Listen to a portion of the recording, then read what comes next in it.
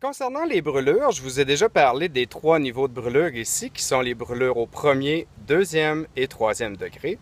Cette semaine, je vais vous parler de la brûlure au deuxième degré qui, elle, est caractérisée par l'apparition de cloques ici. Les cloques d'eau et non pas les cloches. On entend souvent les gens dire les cloches.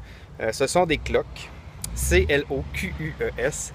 Ce sont des systèmes de protection que le corps humain a pour pouvoir justement se protéger contre la brûlure qui s'est produite. On ne brise pas ces cloques-là parce que là, à ce moment-là, on ouvrirait la protection qui est la peau. Et si on ouvre la peau, c'est la peau étant notre barrière ultime contre toutes les bactéries et les germes sur la planète. On ne brise jamais la peau. C'est pas une bonne idée. Ce qui est suggéré à ce moment-là, si on vient de se brûler, c'est un trempage au froid.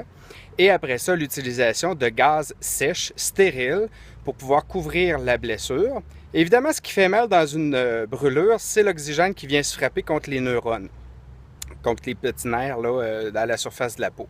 À ce moment-là, si on est capable de couper de l'air, ça peut être une bonne chose. Quand on fait tremper, évidemment, ça coupe de l'oxygène, mais quand on vient faire un bon bandage bien ferme, mais pas trop serré, avec des gaz sèches, là, on coupe l'oxygène et ça aide à faire du bien.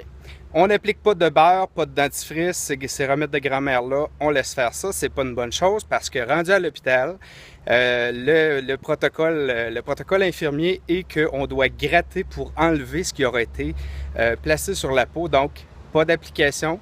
Et on consulte à ce moment-là pour une brûlure au deuxième degré à l'hôpital ou à son médecin.